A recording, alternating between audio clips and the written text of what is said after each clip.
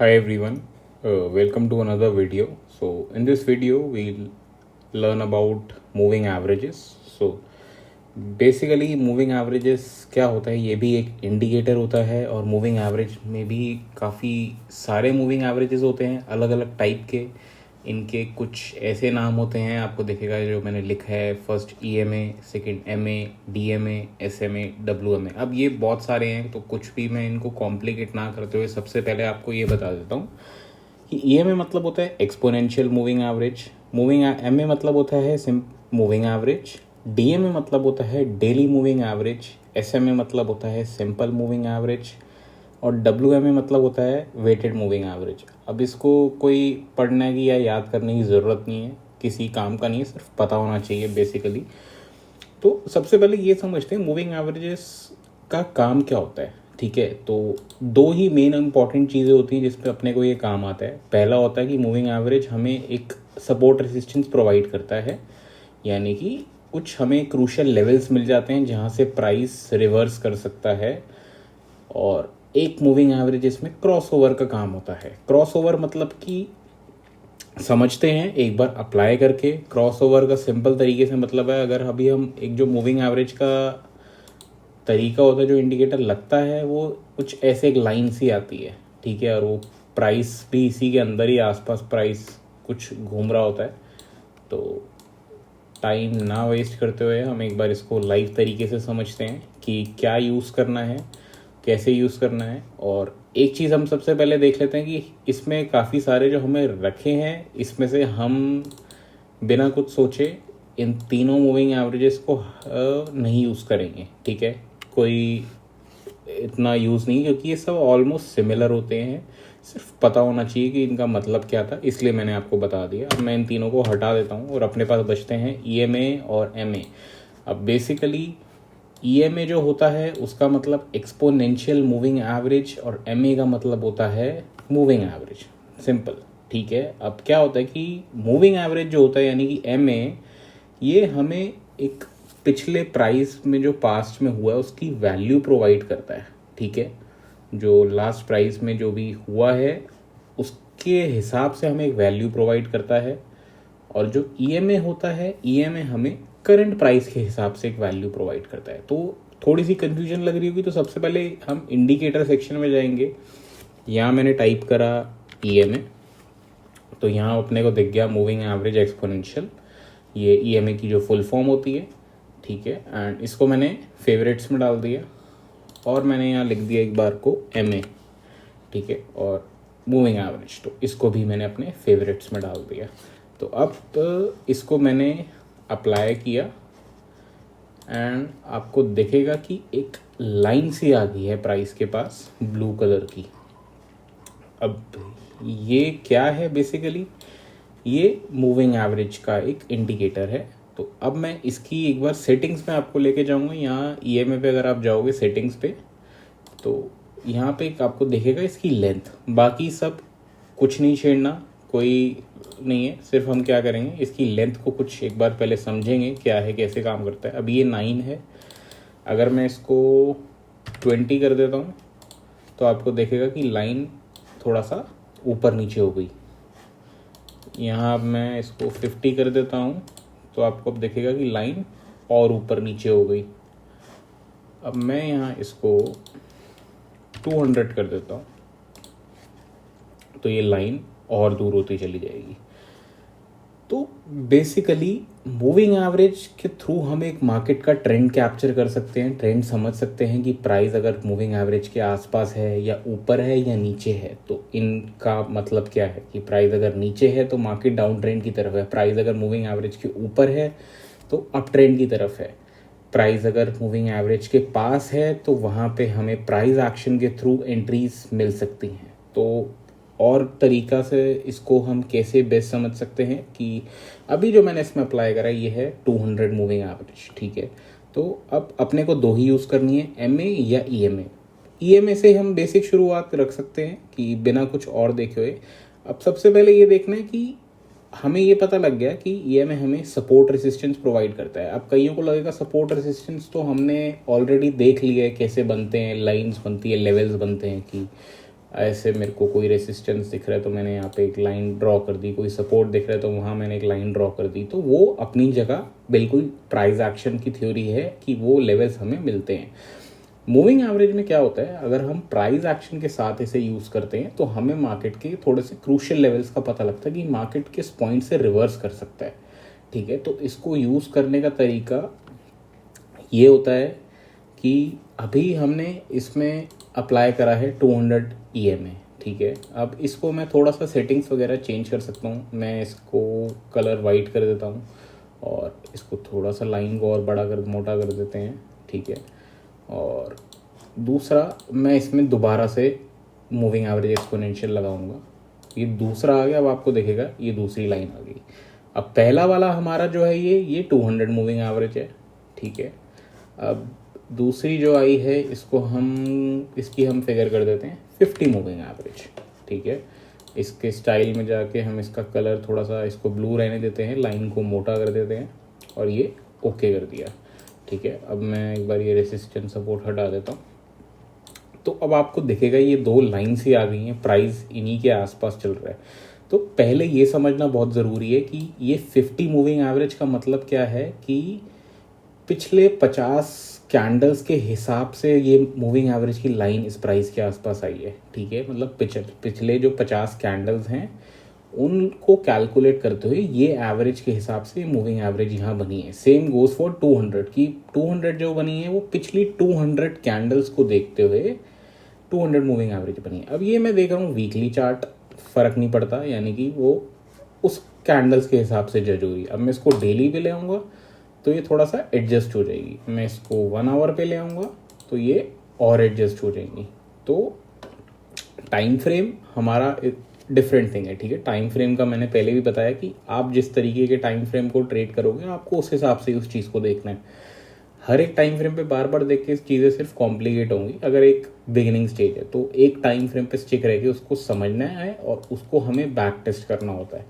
तो पहले एक बार ये सारी पूरी चीज़ें डिटेल में समझ लेते हैं। तो basically moving average, exponential moving average सब सेम होता है। अब यहाँ हमने EMA लगाया, अगर मैं MA लगाऊंगा तो वो भी इसके आसपास या नीचे ही बनेगी। तो हमें नहीं करना कॉम्प्लिकेट, हम एक बार को मूविंग एवरेज को खाली नहीं लगाएंगे। ठीक है, इसको छोड़ भी सकते हैं, मैं यहाँ से हटा भी सकता हूँ और सिर्फ EMA को देखते हुए अब हमने 50 और 200 अप्लाई कर दिए। अब एक चीज़ समझना बहुत ज़रूरी होता है कि जब प्राइस एक मूविंग एवरेज के ऊपर है, ऊपर ट्रेंड कर रहा है, तब तक प्राइस एक बुलिश डायरेक्शन में है। जिस टाइम प्राइस उस मूविंग एवरेज के नीचे आ चुका है तब प्राइस ने एक डायरेक्शन चेंज कर ली, यानी कि ट्रेंड का रिवर्सल हो चुका है। ठीक है, और अब यूज़ क्या करना है, कैसे करना है, क्या स्ट्रैटेजी बन सकती है, वो थोड़ा सा समझ लेते हैं। अगर हम ये दोनों मूविंग एवरेजेस को लगाना है तो बेस्ट इसको टाइम फ्रेम रहेगा। अगर हमें डे ट्रेडिंग करनी है, मतलब इंट्राडे वगैरह करना, तो हम इसको 30 मिनट्स के हिसाब से डेफिनेटली यूज़ करते हैं। लेकिन इसका मतलब ये नहीं है कि हम सपोर्ट और रेसिस्टेंस को ड्रॉ नहीं करेंगे। ठीक है, क्यों? क्योंकि प्राइस एक्शन के साथ ये चीज़ें ज़्यादा बेटर समझ आती हैं। आप सिंपली उसके ऊपर डिपेंड नहीं कर सकते। अब जब आप सपोर्ट रेसिस्टेंस की बात हुई तो मैं एक बार सिंपल तरीके से समझा देता हूँ आपको। ये 50 में एक बार हटा देता हूँ, सिर्फ 200 को रुकते हैं। अब मैं ये 30 मिनट्स के टाइम फ्रेम पे आया हूँ। अगर आपको बार बार दिखेगा कि प्राइस एक पर्टिकुलर रेंज में चल रहा था और इसी पॉइंट पे मूविंग एवरेज पे आया, बाउंस हो गया, यहाँ पे काफ़ी बायर्स आए जिन्होंने बाय करा, प्राइस उसको वापस ऊपर तक ले गया, फिर प्राइस नीचे आया, प्राइस ने इस बार इसको ब्रेक करा, एक रीटेस्ट करा, प्रॉपर एक रिजेक्शन कैंडल आई और प्राइस अब फिलहाल मूविंग एवरेज के नीचे ट्रेड कर रहा है। अब कई लोग क्या गलती कर सकते हैं, उनको दिखेगा कि मूविंग एवरेज के हम नीचे ट्रेड कर रहे हैं तो वो लोग शॉर्ट के ट्रेड बनाने लग जाएंगे, बट हमें प्राइस एक्शन को इग्नोर नहीं करना। तो अब यहाँ पे हमें दिखेगा, मैं एक बार को ये ड्राइंग सारी हटा देता हूँ, एक बार को मूविंग एवरेज को भी हटा देता हूँ कि यहाँ पर हमारे पास एक सपोर्ट रेंज है जो कि काफ़ी रिएक्ट कर रही है काफ़ी टाइम से। ठीक है, तो इसलिए अब प्राइस मूविंग एवरेज के नीचे है तो डजेंट मीन कि मैं यहाँ पे शॉर्ट करके बैठ जाऊँ, क्योंकि ये रेंज बहुत इंपॉर्टेंट है। मुझे इतना ज़रूर समझ आ गया है कि प्राइस बेरिश टेरिटरी में आ चुका है, लेकिन मैं एंट्री कहाँ बना सकता हूँ? मैं एंट्री इस सपोर्ट के ब्रेकडाउन पे ज़रूर बना सकता हूँ। और कहाँ तक के लिए बना सकता हूँ? जो मेरे को नेक्स्ट क्रूशियल लेवल नज़र आता है, ठीक है। जैसे कि नेक्स्ट क्रूशियल लेवल हम यहाँ पे मान सकते हैं कि प्राइस यहाँ से यहाँ तक आ सकता है जब हम सपोर्ट ब्रेकडाउन कर देंगे। तो ये मतलब हो गया मूविंग एवरेज का। तो यहाँ प्रोबेबिलिटी ये है कि अगर नीचे आ चुका है तो इस क्रॉसओवर के नीचे, इस सपोर्ट के नीचे हमें डेफिनेटली एक एंट्री मिल सकती है और यहाँ तक टारगेट्स के लिए, ठीक है। लेकिन सिर्फ और सिर्फ ये समझाना था कि डजेंट मीन कि हम मूविंग एवरेज के नीचे आ चुके तो मैं यहाँ पे एंट्री करना शुरू कर दूंगा, ठीक है। क्योंकि क्या होता है कि मूविंग एवरेज को यूज़ करने का जो बेस्ट तरीका है, या तो वो आप डेली टाइम फ्रेम में कर सकते हो, बड़े से बड़ा टाइम फ्रेम, क्योंकि उसकी बहुत रिस्पेक्ट होती है। अगर आप इनको 5 मिनट में देखने चले जाओगे, कई जगह ये काम करते हैं, डेफिनेटली करते हैं, बट आपको एक्सपीरियंस बहुत ज़रूरी है और वो एक्सपीरियंस आप बड़े टाइम फ्रेम में ही बना सकते हो, आप छोटे टाइम फ्रेम में नहीं बना सकते। तो कोई सेंस नहीं है कि आप 5-5 मिनट को जाके देखो। प्राइस एक्शन खाली सपोर्ट और रेजिस्टेंस लेवल्स बनाना आप चाहे 1 मिनट के टाइम फ्रेम पे ही कर सकते हो। बट ये हमने पहली बात की थी कि जितना छोटा टाइम फ्रेम उतनी लोअर कंफर्मेशन होती है प्राइस की, और जितना बड़ा टाइम फ्रेम होता है उतनी हायर कंफर्मेशन होती है कि प्राइस एक्शन या आप जो भी लेवल्स देख रहे हो वो उस हिसाब से ज़्यादा काम कर सकता है डेफिनेटली, ठीक है। तो अब हमने ये समझ लिया कि मूविंग एवरेज हमारे को सपोर्ट और रेजिस्टेंस प्रोवाइड करता है। यहाँ मूविंग एवरेज सपोर्ट प्रोवाइड कर रहा है। अब देखते हैं क्या हुआ था पिछली बार। प्राइस ने क्या किया था इस लेवल पे, अगर हम देखेंगे, ये जीबीपी जेपीवाई का पेयर है, फॉरेक्स का चार्ट है। इस पॉइंट में देखो मार्केट आया, मार्केट ने प्रॉपर ब्रेकडाउन दे दिया, लेवल तोड़ दिया, मूविंग एवरेज क्रॉस हो गया, कैंडल क्लोज हो गई, तो एक स्ट्रॉन्ग कन्फर्मेशन बन गई एंड प्राइस तब से लेके तब तक सिर्फ एक डाउन ट्रेंड में ही घूमता रहा। अब क्या हुआ, जब आपको दिख गया कि प्राइस इसके नीचे आ चुका है, तो एक चीज़ तो श्योर हो चुकी है कि मैं बाय के ट्रेड तो नहीं पकड़ूंगा, क्योंकि अभी मैं डाउन ट्रेंड में चल रहा हूँ, ठीक है। अभी मैं डाउन ट्रेंड में चल रहा हूँ तो मैं डेफिनेटली कुछ लेवल्स ढूंढूंगा जिससे मेरे को कोई शॉर्ट के ट्रेड प्लान करें, यानी कि सेलिंग के ट्रेड में इसमें डेफिनेटली प्लान कर सकता हूँ। कैसे प्लान कर सकता हूँ? जैसे हम अभी बात कर रहे थे कि सपोर्ट और रेसिस्टेंस, यहाँ हमें देखा था कि एक रेंज बन रही थी। तो जैसी मार्केट ने ये रेंज ब्रेकडाउन दी और मैंने यहाँ से एक और शॉर्ट कैप्चर कर लिया, ब्रेकडाउन हुआ, रीटेस्ट हुआ, और जैसी स्ट्रॉन्ग कैंडल रिजेक्शन हुई, यहाँ पर मैंने एंट्री क्रिएट करी, यहाँ तक का नेक्स्ट सपोर्ट तक का अपने को टारगेट मिल गया। प्राइस फिर इसी के नीचे है, इसी के नीचे, इसी के नीचे है।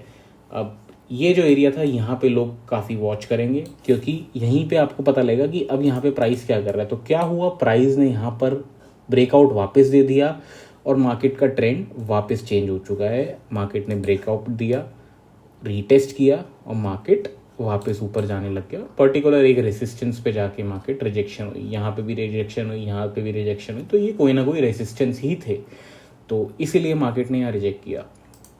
तो अभी करंट सिनारियो में हम वही देखेंगे कि अभी प्राइस उसके नीचे है। हो सकता है कि यहाँ पे लोग सिर्फ इसको देखते हो, जब अभी हमने बात करी शॉर्ट कर रहे होंगे, अब उनको ट्रैप कैसे किया जाएगा कि मार्केट वापस ऊपर चला जाएगा, तो वो लोग ट्रैप हो जाएंगे और उन लोगों के स्टॉप लॉसेस कहीं यहाँ लगे होंगे, तो वो लोग लॉस करके यहाँ से बाहर हो जाएंगे और फिर शायद मार्केट वापस रिजेक्ट देगा, हमारा जो सपोर्ट था उसको ब्रेक करेगा, रीटेस्ट करेगा, फिर हमारे को यहाँ पे कहीं एंट्री प्रोवाइड हो जाएगी। तो इस तरीके से हमें इसको समझना था कि सपोर्ट रेसिस्टेंस ऐसे इसको देखे जाते हैं कि हमें लेवल्स का पता लग जाता है। अब इसको मैं डेली में देखूंगा तो डेली की एक्यूरेसी उतनी स्ट्रांग हो जाती है कि मुझे पता लग चुका है कि एक बार प्राइस करंटली अब क्या हो रहा है। अब देखो डेली टाइम फ्रेम में 200 मूविंग एवरेज के हम ऊपर हैं, जीबीपी जेपीवाई काफ़ी ऊपर है। अब जिस लेवल पे मार्केट यहाँ पे बैठा है ना, तो अब आप ये देखो कि मार्केट इससे काफ़ी दूर है। अब अगर आप डेली टाइम फ्रेम को देख के काम कर रहे हो तो आपको क्या चाहिए कि जब प्राइस इस लाइन के आसपास आएगा ना, तब मेरे को थोड़ा सा मार्केट में ध्यान बनाना है या फिर अपनी एंट्रीज के लिए ध्यान देना है, अगर आप डेली टाइम फ्रेम वॉच कर रहे हो, क्योंकि अभी बहुत दूर है। अब यहाँ से मतलब कोई सिर्फ ऐसी देख के बाय कर लेगा, ठीक है, लेकिन आप लेवल्स तो देख रहे हो, आपके लिए एक रेसिस्टेंस है, बट यहाँ पे सिर्फ मैं ऐसे बाय नहीं कर सकता क्योंकि हम बहुत दूर है। तो मेरे को क्या चाहिए, प्राइस एक बार आए और मूविंग एवरेज के आसपास कहीं हो, तो मैं यहाँ डेफिनेटली एक बाइंग की एंट्री बना सकता हूँ, क्योंकि अभी प्राइस 200 EMA के ऊपर ट्रेड कर रहा है।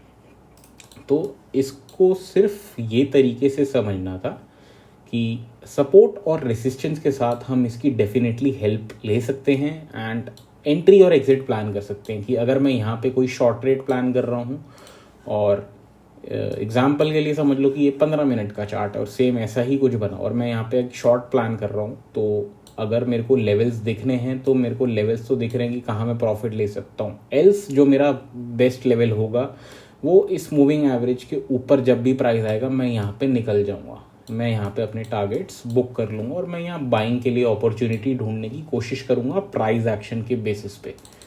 तो this was all about moving average for finding support और रेसिस्टेंस। अब ये सपोर्ट और रेसिस्टेंस सीधे सीधे नहीं होते, ये डायनामिक होते हैं, ठीक है। मतलब जैसे ये तो लाइन बहुत सीधी सीधी हैं, डायनामिक मतलब आप ये मान लो कि आप कोई ट्रेंड लाइन बनाते हो वो टेढ़ी होती है, तो उसी तरीके से सपोर्ट इसमें भी डायनामिक ही सपोर्ट रेसिस्टेंस प्रोवाइड होते हैं।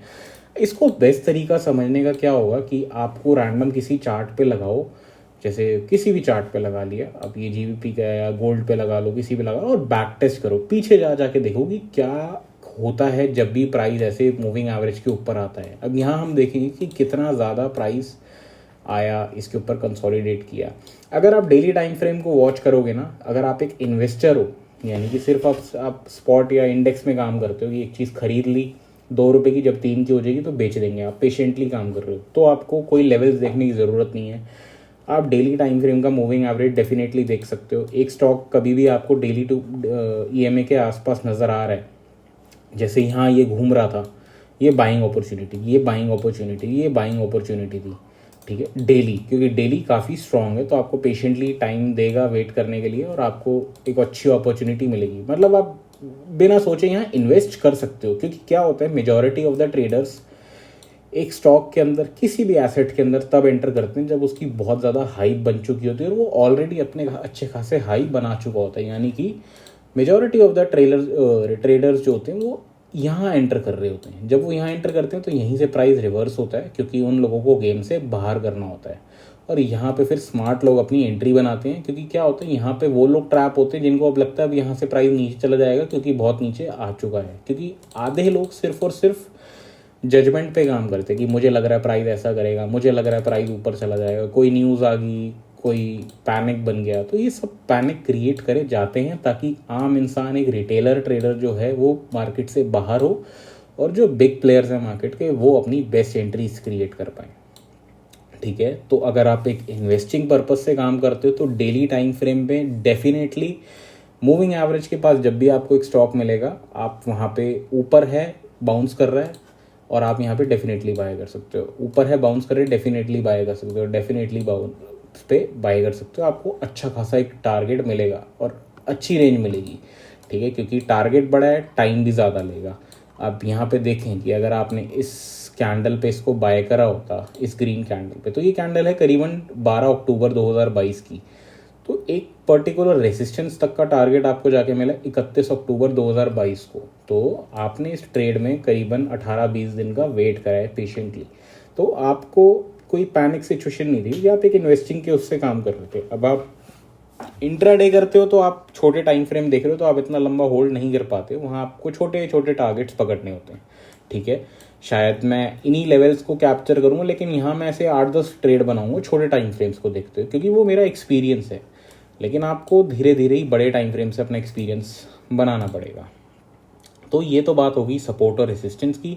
छोटे टाइम फ्रेम में आप डेफिनेटली, मैंने बता दिया, आप एंट्रीज और एग्जिट अपने प्लान कर सकते हो। मूविंग एवरेज के आसपास आ रहे हैं तो वहाँ आप एग्जिट ले सकते हो अगर आप ट्रेड में हो, और कोई बाउंसिंग बन रहा है तो आप वहाँ कोई लेवल फाइंड करो कि सपोर्ट है या कोई रेसिस्टेंस है या कोई ट्रेंड बन रहा है और मैं वहाँ पे, ये मतलब आपको एक कन्फर्मेशन दे देगा स्ट्रॉन्ग।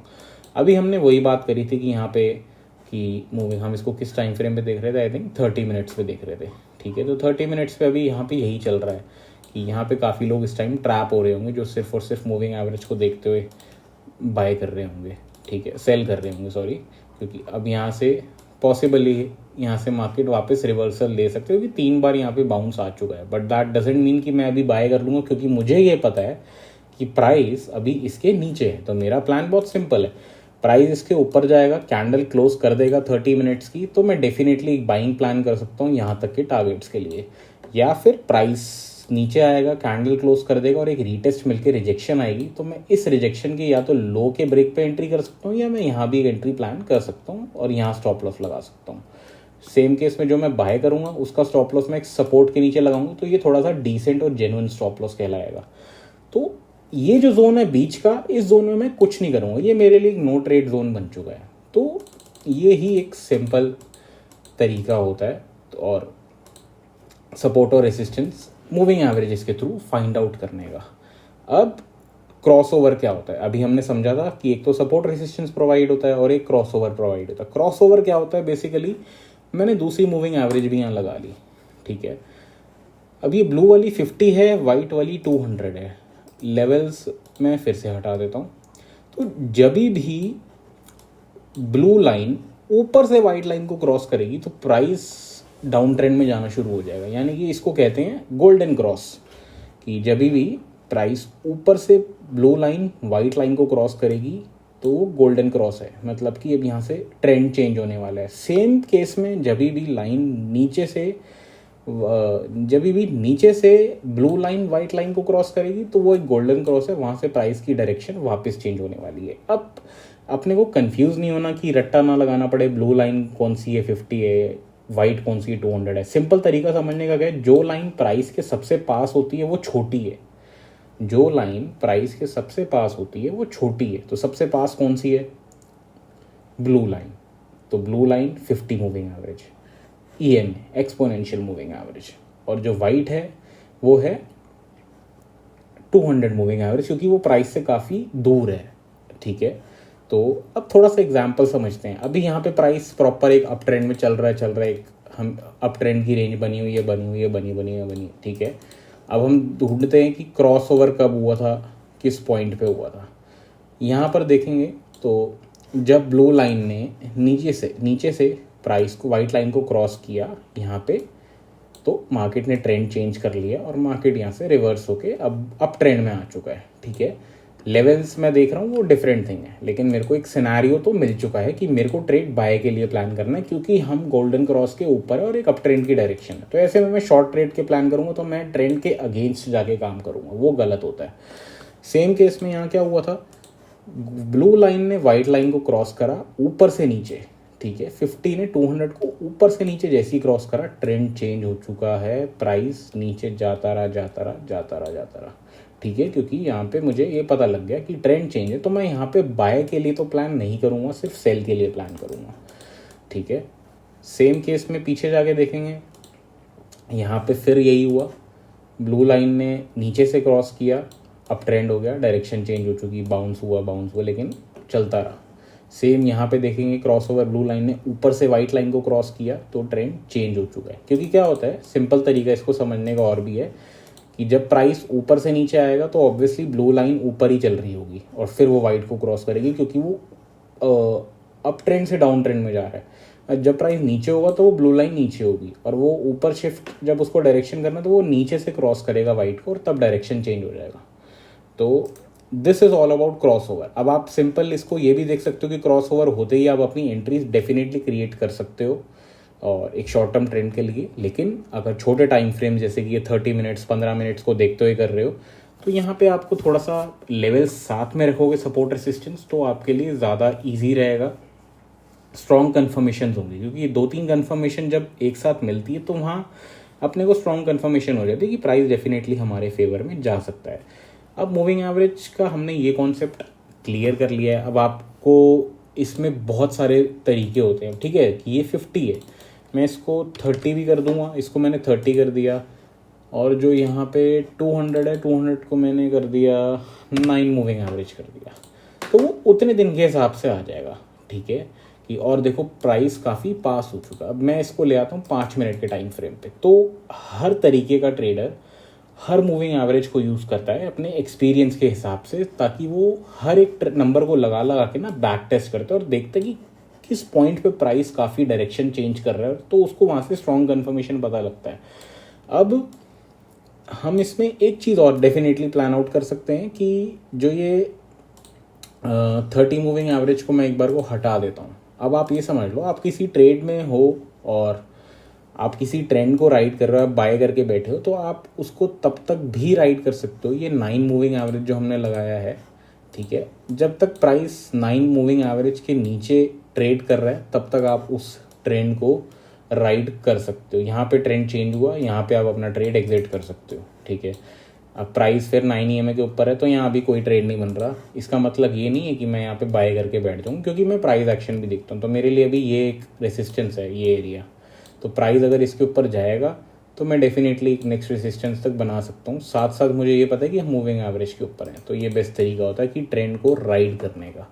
सेम केस एक दो और समझ लेते हैं कि जब कैसे डायरेक्शन का जो हमें पता लग जाता है कि कैसे ट्रेंड को राइड करना है, तो यहाँ पर भी एक एग्जांपल दिख जाएगा कि इस एरिया में, ठीक है, ये जो थे स्ट्रॉन्ग रेसिस्टेंस की तरह बिहेव कर रहा था एरिया।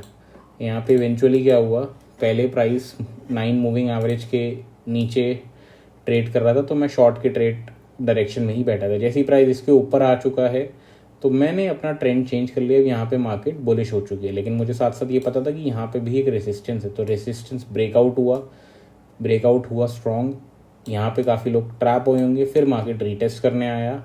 यहाँ पर हम एंट्री ढूंढने की कोशिश करेंगे। जब कैंडल उसके ऊपर क्लोज होगी मूविंग एवरेज के, मैंने यहाँ पे एंट्री बनाई और मैं नेक्स्ट रेसिस्टेंस तक के लिए इस ट्रेड को होल्ड कर पाया, जब तक प्राइस 9 मूविंग एवरेज के देखो ऊपर राइड करता जा रहा है। हर बार राइड कर रहा है, ब्रेकआउट हुआ, क्लोज नहीं हुआ तो नहीं है ये ब्रेक, गया गया गया। यहाँ पर कैंडल क्लोज होगी तो यहाँ पे डेफिनेटली हम अपने ट्रेड को एग्जिट कर सकते हैं, ठीक है। तो ये राइड करने का तरीका है। 9 मूविंग एवरेज को आप छोटे टाइम फ्रेम में ट्रेंड के लिए राइड कर सकते हो, साथ में समझने के लिए। So this was all about moving average. अब इसको फिर से कॉम्प्लिकेट ना करते हुए लास्ट में मैं एक बार आपको ये बता देता हूँ दोबारा कि क्या बेस्ट रहेगा यूज़ करना। जो 50+200 EMA है उसको हम 15 मिनट्स के टाइम फ्रेम में यूज़ कर सकते हैं एक तो, ठीक है, इंट्राडे के लिए। और उसके अलावा बेस्ट टाइम फ्रेम जो है इनके लिए वो डेली टाइम फ्रेम है, ठीक है। अगर आप 200 EMA को डेफिनेटली यूज़ कर सकते हो डेली टाइम फ्रेम में फॉर होल्डिंग और इन्वेस्टिंग, सिर्फ 200 को, ठीक है। वहाँ 50 की ज़रूरत नहीं पड़ेगी। तो 50 और 200 को कंबाइन करके हम 15 मिनट के भी इंट्राडे के लिए ढूंढ सकते हैं, बना सकते हैं प्लान अपने। और 200 EMA को हम यूज़ कर सकते हैं डेली टाइम फ्रेम के लिए, अगर सिर्फ और सिर्फ एक इन्वेस्टिंग या होल्डिंग के पर्पज़ के हिसाब से, ठीक है। तो मूविंग एवरेज को लेके मैं एक दो वीडियोस आगे और भी बनाऊंगा, क्योंकि थोड़ा सा लंबा कॉन्सेप्ट है, फिर और समझेंगे कि और कौन कौन सी मूविंग एवरेज बना के क्या स्ट्रैटेजी हो सकती है। तो मैं कुछ भी कॉम्प्लिकेट नहीं करना चाहता कि मैं आपको बहुत कुछ बता दूं और कुछ समझ ही ना आए। तो ये मेरे लिए भी थोड़ा सा ईजी नहीं होता, क्योंकि मैं इतना मतलब ऑनेस्टली बोलूँ तो ट्राई कर रहा हूँ कि जितना बेसिक तरीके से समझा सकूँ ताकि छोटे बच्चे को भी समझ आए, ऐसे समझा सकूँ तो वो स्टेप बाय स्टेप होगा। कुछ भी जल्दी करने की ज़रूरत नहीं, कोई फ़ायदा नहीं है। क्योंकि क्या होता है, जब हमें कुछ समझ आने लगता है तो हम बैक टू बैक रिसर्च करने लगते हैं कि और बेस्ट क्या पता लगे, बट कुछ होगा नहीं उससे। क्योंकि इवेंचुअली मैंने ये पूरी जर्नी देखी है अपनी, तो जितना ज़्यादा हम जल्दी मचाएंगे कोई फ़ायदा नहीं है। एक चीज़ को रेगुलर समझेंगे लाइव मार्केट के अंदर तो वो बहुत हेल्पफुल होगा। तो बैक टेस्टिंग करना, पीछे देखना कि कौन सी मूविंग एवरेज कैसे काम करती है, जब जब ऐसे ऐसा हो रहा है, ये सारी चीज़ें समझना। और जो भी आप डिसीजन लो मार्केट में, कुछ भी अगर ट्रेड करो तो उसको लिखना, जर्नल करना कि मैंने यहाँ पे एक चीज़ बाय करी थी, यहाँ पे अपनी बेची थी, क्यों बेची थी, उसके पीछे का लॉजिक क्या था, रीज़न क्या था, वो सब लिखना। तो ये सारी चीज़ें आपको टाइम बाय टाइम एक्सपीरियंस के साथ समझ आती हैं। तो आई होप आपको ये वीडियो अच्छा लगा, एंड अगर अच्छा लगा तो let me know in the comments. And कोई आपकी तरफ से क्वेरी हो तो डेफिनेटली वहाँ भी लिख सकते हो। इंस्टाग्राम पे भी रीच आउट कर सकते हो, साइकोलॉजी ट्रेडिंग के नाम से। And thank you so much guys, thank you.